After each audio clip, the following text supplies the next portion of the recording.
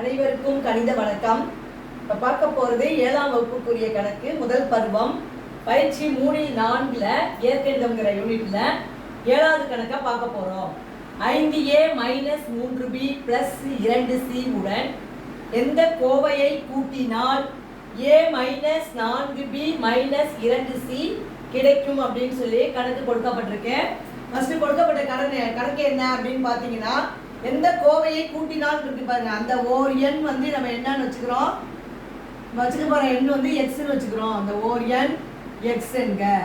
இப்போ பாருங்க, 5a - 3b + 2c இதனுடன் எந்த கோவையை கூட்டினால், அப்ப அது எக்ஸ்ன்னு வச்சுக்கிறோம், ஈக்குவல் டு என்ன ரிசல்ட் கிடைக்குது, a - 4b - 2c.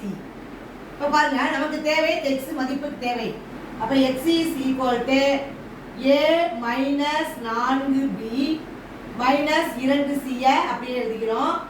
இந்த பக்கம் இருக்கிறது அங்க போனா மைனஸ் வந்துடும். -5a - 3b + 2c.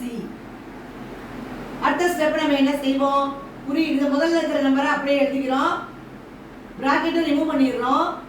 இந்த மைனஸால உள்ள இருக்கிற குறியீடை சைனை வந்து பெருக்கிறோம்.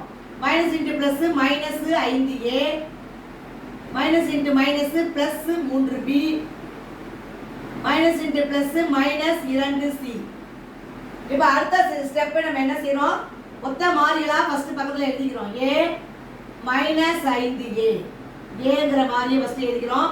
அடுத்து bங்கிற மாறி -4b, அடுத்து என்ன இருக்கு பிளஸ் 3b, அடுத்து cங்கிற மாறியில வந்து -2c -2c. இப்போ பாருங்க, இப்போ என்ன பண்ண போறோம், கூட்டியோ கழிச்சோ நம்ம போட போறோம். இங்க 1 இருக்கு, இங்க 5 இருக்கு. 5ல 1 கழிச்சா 4, வேறுபட்ட குறியீடுனா கழிச்சிட்டு பெரிய குறியீடுக்குரிய சைனை இட வேண்டும். -4a. இங்க பாத்தீங்கன்னா இங்க மைனஸ் இருக்கு, இதான் பெருசு, இது பிளஸ். இப்போ மைனஸ்ல 4ல 3 கழிச்சா 1, அப்ப -b. ரெண்டுமே ஒரே குறியீடாகிறனால அப்படியே போட்டுட்டு 2 2 கூட்டி 4c அப்படின்னு போட்டுக்கலாம். அப்ப x ஓட மதிப்பு என்ன கிடைச்சிருக்கு, -4a - b - 4c. புரிஞ்சுங்களா?